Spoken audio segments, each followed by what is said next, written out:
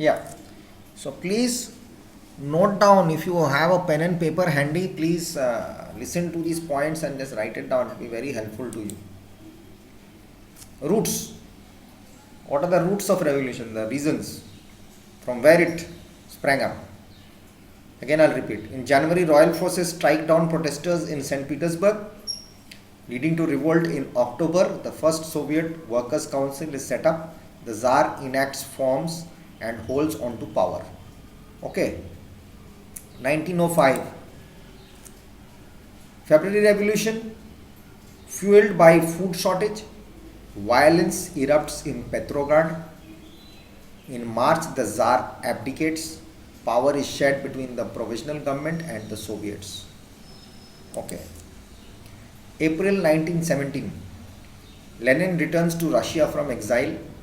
Upon arrival, he undermines the provisional government and calls for all power to the Soviets. Soviets, Soviets. Okay. May, June 1917. Appointed Minister of War Kerensky launches a strong offensive against Germany, which fails and weakens the faith in the provisional government. July 1917, dubbed the July Days, a workers' revolt in Petrograd falters. Kerensky becomes prime minister and cracks down on the Bolshevik. Lenin flees to Finland. September 1917, General Kornilov fails in his attempt to impose martial law. The Bolsheviks remain popular and win large majorities in the Soviets in the cities across Russia. October Revolution 1917. Lenin secretly returns to Petrograd. The Bolsheviks take control of its garrison on October 24th. The next night, a group storms the Winter Palace, arrests Kerensky and seizes power. November 1917, the Bolsheviks begin to lay the foundation for their government. Lenin is the chair of the Council of People's Commissars, or Sovnarkom, which will become the center of executive power. Very important points. Now, the February Revolution we come back to. Contrary to Shlapnikov's prediction that the protests would peter out by giving them a loaf of bread or a pound of bread, the unrest snowballed in the last days of February. Red flags, banners began to appear calling for the downfall of the monarchy. Despite the turmoil, the authorities could have contained the situation if they had avoided the open conflict with the crowds, with the people or the public. But the forces of the Tsar opened fire and killing protesters. They could have talked. They could have controlled the situation, but the forces of the Tsar opened fire, killing protesters. Now demonstrations began to turn into a single-scale revolution as angry protesters broke into the barracks of the city's Pavlovsky regiment. Rather than attack them, the soldiers joined the protesters, some even firing on their own officers. You don't know what is going to happen, what people's mood sections are. Now the authorities were by now almost deprived of military power in the capital. The expansion of the revolt led to assume that the events were being orchestrated by socialist parties. In fact, they were driven by many individuals, soldiers, workers, students, people whose name never made it into the history books. Those names are not here, but they had done the revolution. Like many peoples also in our Indian history. Only the main heroes' names are there. And the people who actually were there, who gave their lives, their names are not there. Why? It's very sad at times, but we can't help it.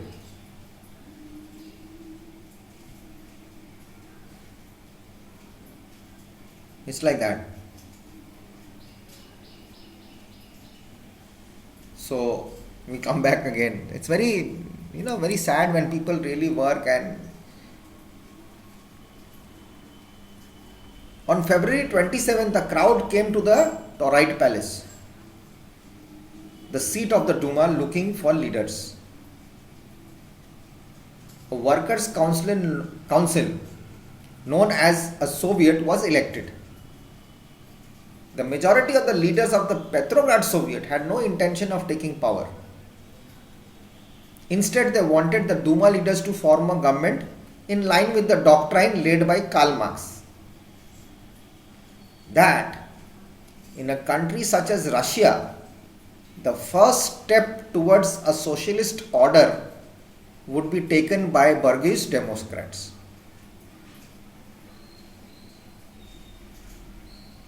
The first step of Russia, socialism, should go by the bourgeois democrats, not by the Petrograd Soviet.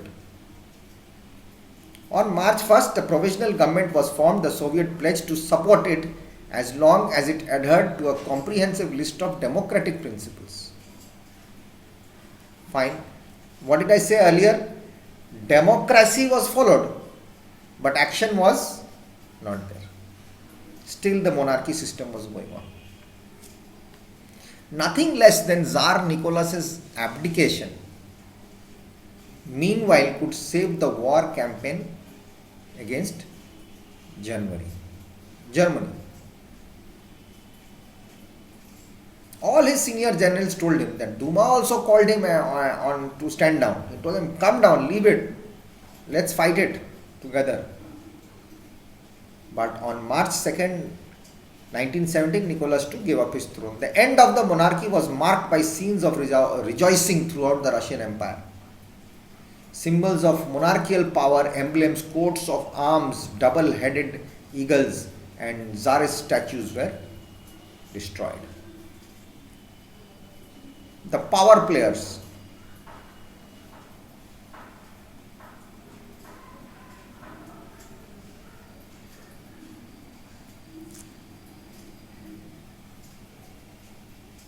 The main thing came out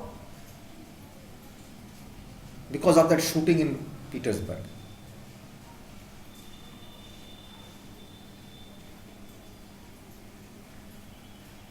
Okay.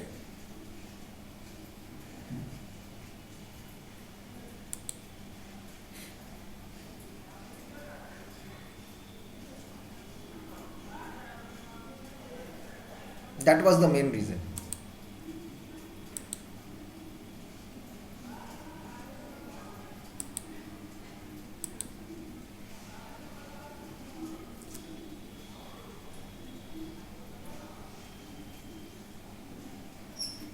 Because this violence erupted in Germany, people were killed. That changed the thinking of the people. Right? The freest country. Although the provisional government, which was formed, saw itself as an interim body to guide the country through the war and the ongoing political disbalance, it nevertheless enacted significant reforms. It did not use, led by Prime Minister Prince Georgy Lvov. A liberal, he was a good reformer, and Minister of Justice Alexander Kerensky. The lone socialist and the only government figure who was also a member of the Soviet. Kerensky, from a long time he was there. They swept away the old laws of the Tsarist regime against freedoms of speech and assembly. Russia was transformed into what Lenin called the freest country in the world, but no. From exile in Switzerland, the Bolshevik leader followed the rapid course of events in Petrograd with frustration. He finally returned to Russia on a sealed train provided by the Germans. who were hoping that his opposition to the war would undermine the Russians' war effort. On April 3rd, Lenin arrived Petrograd's Finland station with 10-point program, his April thesis, which he wrote while in exile. It was published in the Pravda Bolshevik newspaper for a second revolution based on power to the Soviets. When power comes in, obviously there will be a revolution. His return to Russia.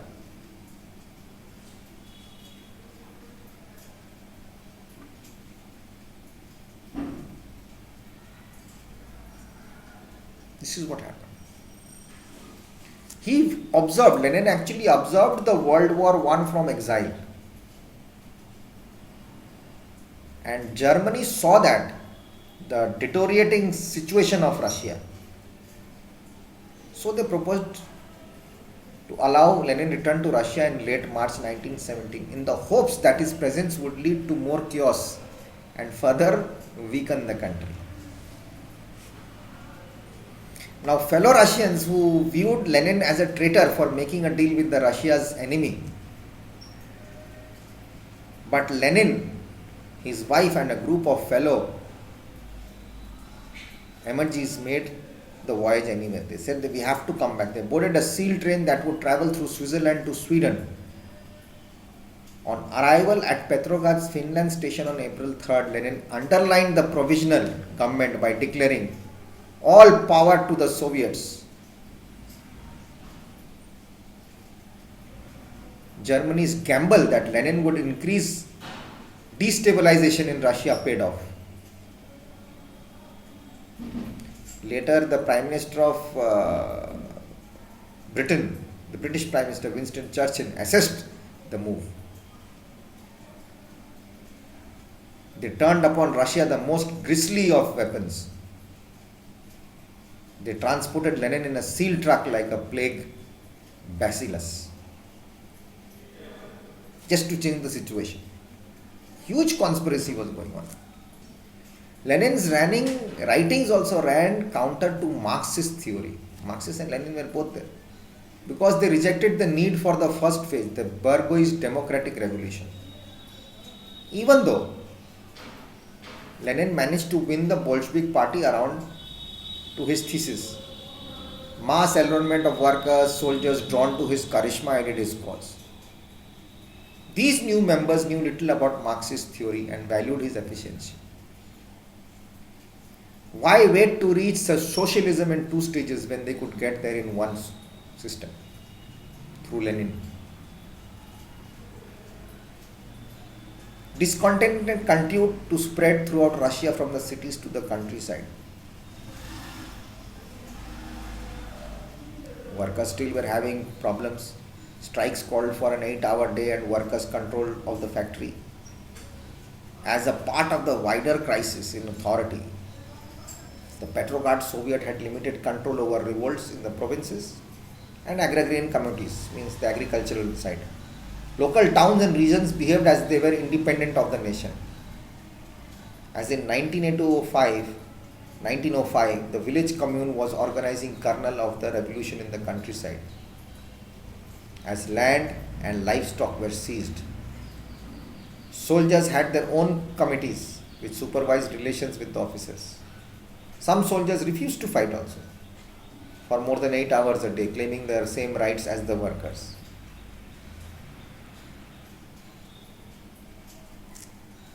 Karl Marx died in 1883 when Lenin was only 12 years old.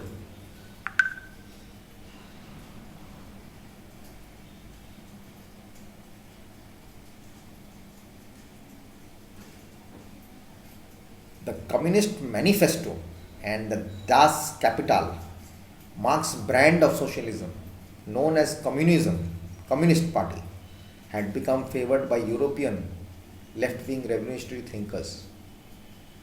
It was defined by historical materialism, an idea that argued that society and its political structures are shaped by the economic reality of the time. To analyze the economic situation, and therefore social evolution of humanity is needed. But Marx had said he could scientifically predict the later stages of capitalism will come again. First, a revolution will be led, then a revolution led by the workers who establish dictatorship that eventually will lead to communism and freedom for all. Lenin became a follower of Marxist doctrine. He would be an impatient one.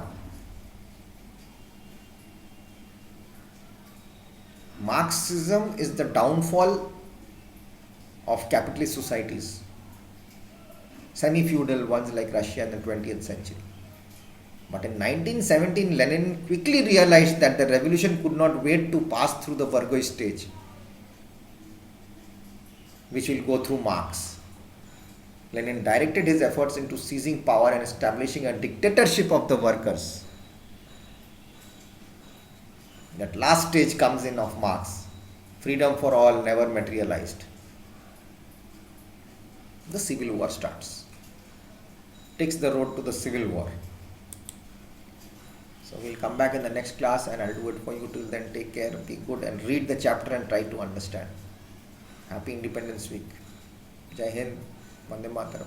Bye bye.